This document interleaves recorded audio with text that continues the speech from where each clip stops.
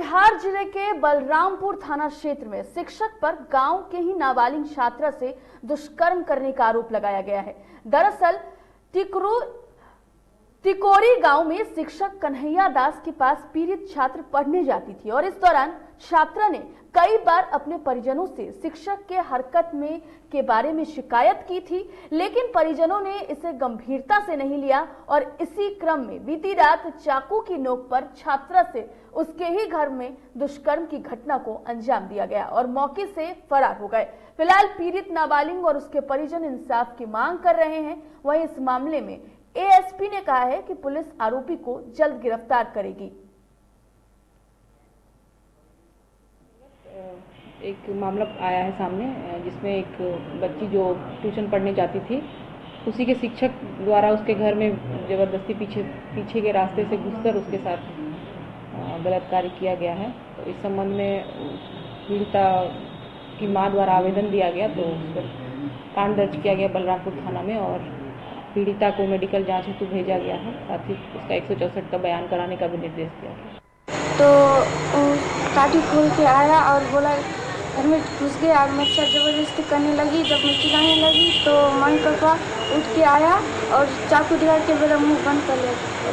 वो कौन है? वो कन्हैया कौन है? टीचर। तो इस खबर पर ज्यादा जानकारी के लिए हमारे साथ मनीष जुड़ गए हैं। मनीष कटिहार से जुड़ गए हैं और मनीष आपसे जानना चाहेंगे कि पुलिस ने तो कार्रवाई करने की बात कर दी है, क्या फरार शिक्षक का अभी तक कुछ पता चल पाया है? जी देखिए, कटिहार से जो यह तस्वीर आप देख रहे हैं, यह जो है जो समाज को संसार करने वाली और खासकर जो गुरु शिष्य का एक रिश्ता होता है, पवित्र रिश्ता, उसको दागदार करने वाली यह तस्वीर है। बात कर ले गुरु जी को, तो गुरु जी तो अभी फरार है, अभी उसकी गिरफ्तारी नहीं हुई है, लेकिन पुलिस जो है कह रही है कि जब भी गुरु जी की गिरफ्तारी की जो छापेमारी की जा रही है, निश्चित तौर पर उन पर कार्रवाई की जाएगी। लेकिन यह जो आप इस घटना के बारे में कितनी भी निंदा कर ले वो कम होगी। मनीष, क्या परिजनों से बात हुई है? उनका क्या कुछ कहना है पूरे मामले को लेकर?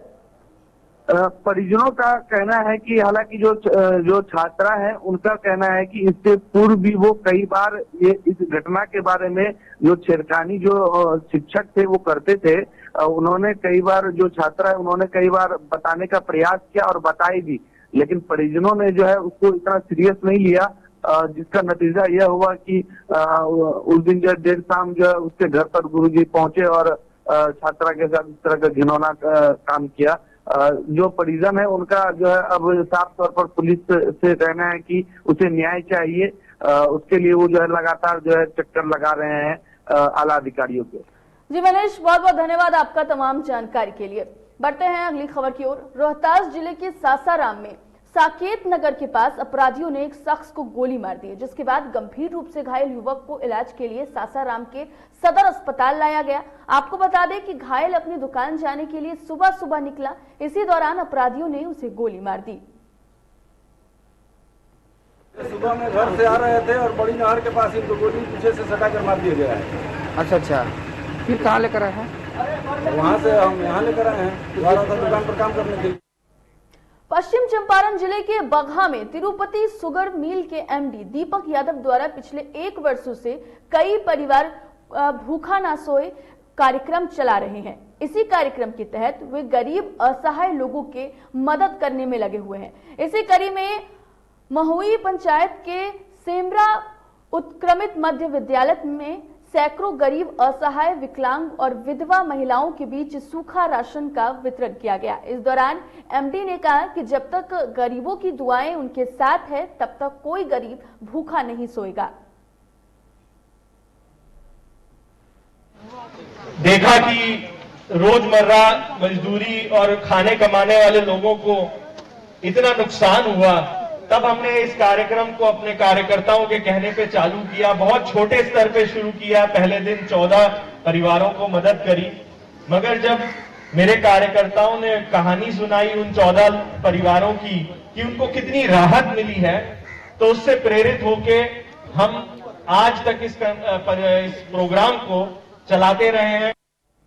निरसा में बीसीसीएल एरिया 12 दहीबारी परियोजना में आउटसोर्सिंग कंपनी आने के पहले ही जमीन मालिक प्रदीप राउत ने झंडा गाड़ विरोध प्रकट किया, जिसके कारण सी पैच का ओबी डंप घंटों बाधित रहा। वहीं मौके पर प्रदीप रावत ने बताया कि बीसीसीएल प्रबंधन मेरे जमीन से कोयला उत्पादन कर रहा है और नियोजन के नाम पर अब तक आश्वासन देता आ रहा है। वहीं उन्होंने ये भी बताया कि 2020 में तत्कालीन महाप्रबंधक एसएस दास ने उनके जमीन को रजिस्ट्री भी कर लिया और अब तक आश्वासन जारी है। वहीं मार्क्सवादी समन्वय समिति नेता और चंद्र धीवर ने बताया कि एक सांकेतिक प्रदर्शन था, अगर 15 दिनों में मुआवजा नहीं मिला तो उग्र प्रदर्शन करेंगे। नहीं चलेगी। रैयतों के साथ खिलवाड़ नहीं होने देंगे, नहीं होने देंगे, नहीं होने देंगे। रैयतों के साथ धोखाधड़ी नहीं चलेगी, नहीं चलेगी, नहीं चलेगी। मैनेजमेंट तुम होश में आओ, होश में आओ, होश में आओ। मैनेजमेंट तुम होश में आओ, होश में आओ, होश में आओ। चलेगी, नहीं चलेगी। इनकलाब जिंदाबाद, जिंदाबाद, जिंदाबाद। एमसीसी जिंदाबाद, जिंदाबाद। फिलहाल खबरों में इतना ही। बने रहे डीटीवी भारत के साथ। मुझे दीजिए इजाजत। नमस्कार।